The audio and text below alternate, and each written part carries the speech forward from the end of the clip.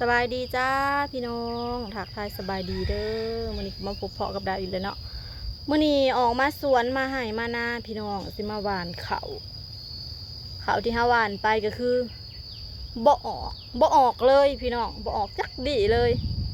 ก็เลยสิได้หว่านใหม่หว่านไถใหม่หว่านใหม่เนาะพิษสูตรอยู่อย่างหนึ่งนั่นก็คือเฮาไปตักเอาข้าวปลูกในเรามันบ่แม่นแนวบ่พี่น้องมันพิษสูตรได้จังไดบุเพราะว่าได้ยินหลายคนอยู่มีเนาะมีนาทงหนึ่งเขาเจ้าก็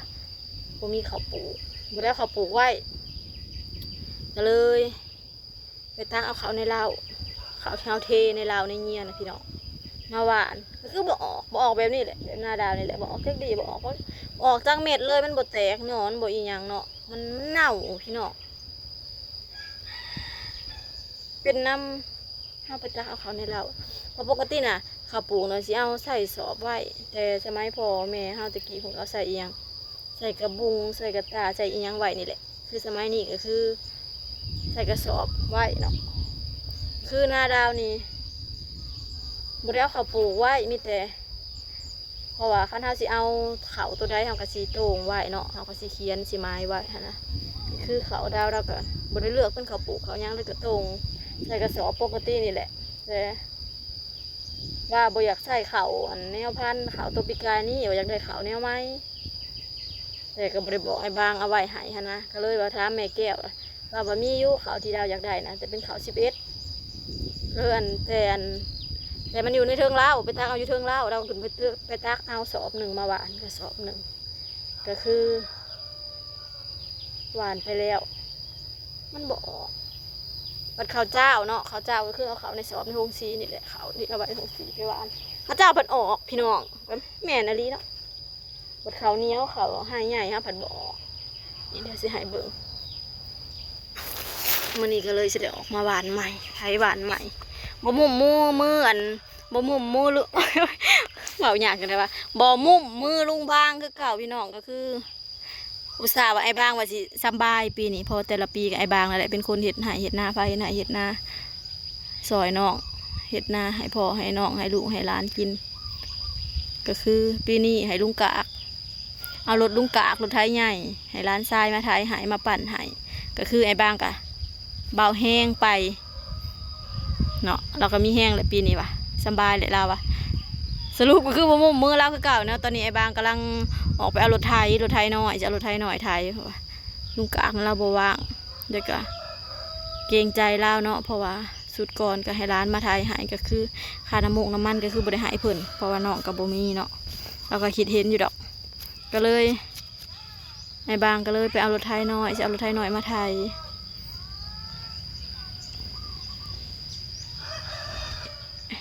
แล้วสีหวานถาเนี่ยเอาเขาตัวเองบัดนี้พี่น้องเอ้ยนู่นนี่เป็นเติดอยู่ฮอดบอกงอกบ่ยังเลยสร้างเป็นเนาะพี่น้องโดยมายังลูกมากินน้ำโอเคชื่อแต่ขนมหายตอนไปเห็ดบัตรกะบ่ได้เงินมาหายายพ่อขี่จับนี่ถ่ายบัตรบ่ได้ว่ามันก็ใหญ่ปานนี้เลยเนาะโทษถ่ายบัตรจักปีหาปีเลยเจ้าจริงจักปีเลยบ่เป็น6-7 ปีแล้วบ่7แล้ว7 ปีแล้วมันอยู่ป.1 ปีหน้ากับป.2เลย7 ปีนะเอาไปถ่ายนะ8 ปี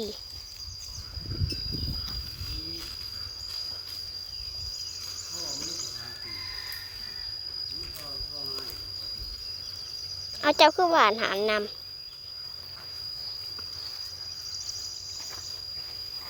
แล้วของไอเจไทยบ่เบิดลุงบางมาไทยบ่เบิด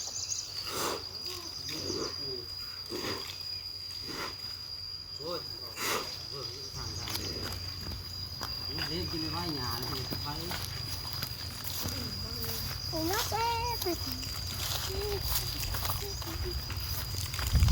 ขอดเครื่องพุอันนี้แหละ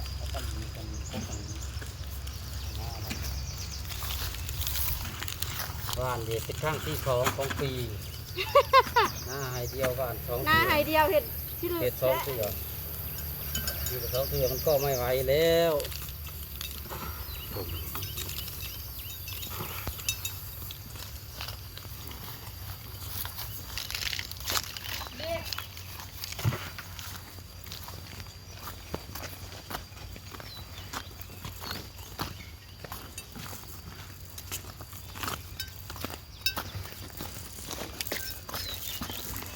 อืมอืม สิมากินอย่างน้ำปู กิน เพราะ หำ ว่านอดชาย กินเขา นี่ตามแล้วตัวนี้เมื่อนี่เลี้ยง โอ้ย ไปนี่บ่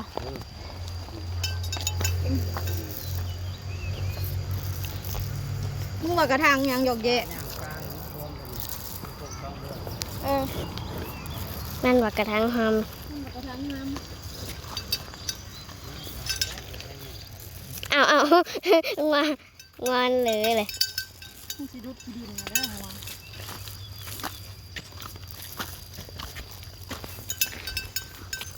ให้แต่อากาศดีขอแต่พ้นจะตกก็พอข้าวนะมีพ้นแต่มันบ่มาดอกมีพ่อให้ยายพ้นตก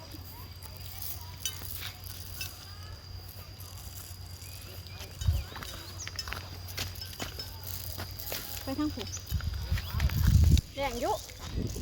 มืดบัดแจ๊กไม่ได้ฟัง ร้อยสูงตามมาเนี่ย เอาเขาในว่าเล่าเลยพิษสูตร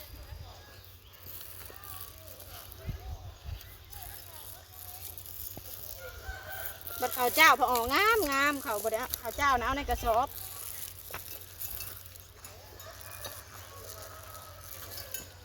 เฮ้ยเอาไปเขาเพราะอะไรนะ ยักงา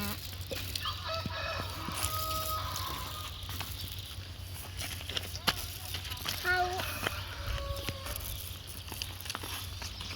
เนี่ย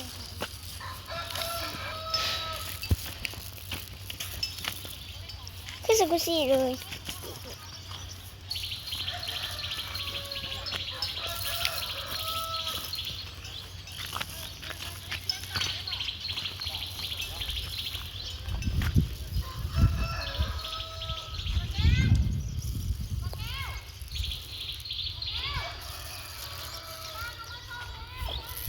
หวานเขาข้างที่สองหยอกเลยยังบ่มีคนเห็ดแหมเนี่ยขอบใคร นี่ได้เขาเขามันเกิดขึ้นแล้วมันเกิดยังไง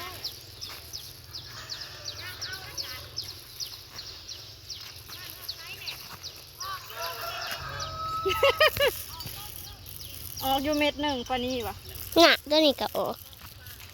น่ะมันออกอยู่ไหนหนึ่งมีหยานะ เด้ข้าวเจ้ามันยาววันไหนกับข่าวอีพ่อนะ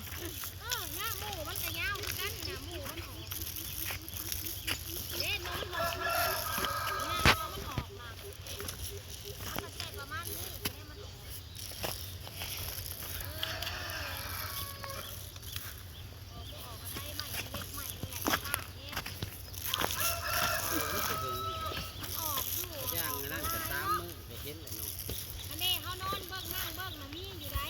มันถือดินมันถือความห้อยมันก็ออกเลยเนาะ เดิน4 มื้อ5 มื้อไปที่ไป ย่างไปทางหน้านี่ก็เตยจัดกล้องนะท่ายเดี๋ยวทางหลัง โคตรไทยเอส เฮ้ยจะปีนไปปีนไป ถ่ายจะตั้งร้าน ใช่แต่ก้น เจ๊ปานี้ เจ็บปะนีหมุนไปหมุนไปหวานหลายๆคนมันจะงาม ก็ไปเลี้ยงหายังจะเลี้ยวเห็นน่ะมันหญ้า หญ้าบ่ โอ้ เขาบอกว่าขั้นมันบ่ออกนะนอนเบิ่งเขาว่าคล้องก้นเบิ่ง หญ้าไอ้กองหุ่นเลย เบิ่งหาคล้องก้นเบิ่งที่สีผีเท่านั้นแหละโอ้ยดาวเอ้ยดาววาดเขาปีเดียวน้ำหมูก็บ่ออกครับ คนแห่งบ่มีแห่ง อีแม่ว่าป้านั่นนะ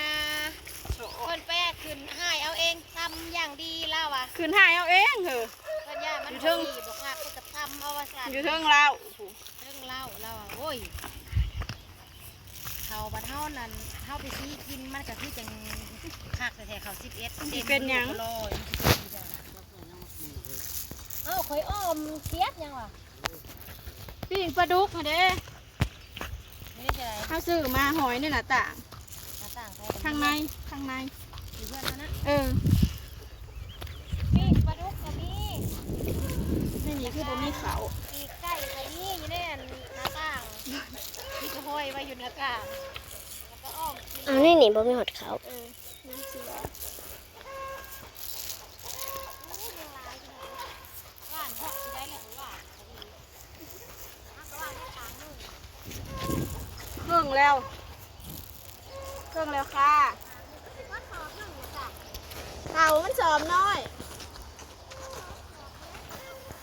นั่นบ่ได้เต็มสอบคาดเขานะลุงบางสะวานหอดใช้อันนี้เนาะ ทางนั้นท่านละบาทบอกทางน่ะ ใช้ โอ้ย เขาโตบอลบ่ออกเขาเอื้อนอีแม่โตออกแล้วเขาแนวพันธุ์พ่อใหญ่ทอดน่ะเด้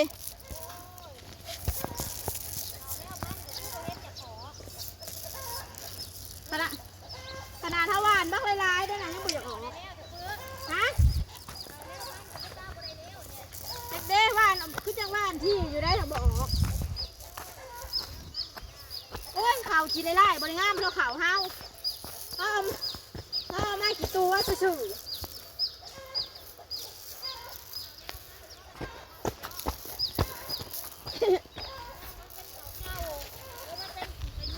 เฮ้ย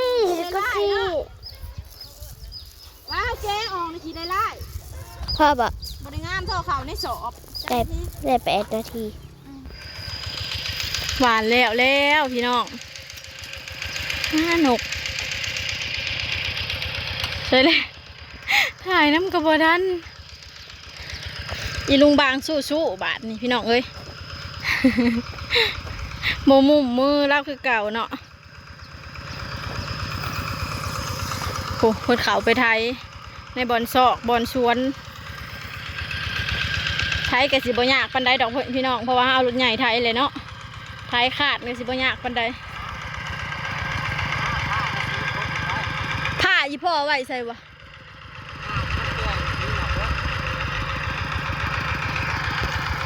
ผ้าพ่อใหญ่ทอนจักละเมียนใส่เนาะผ้าลุงค้ามันบ่อยากเข่า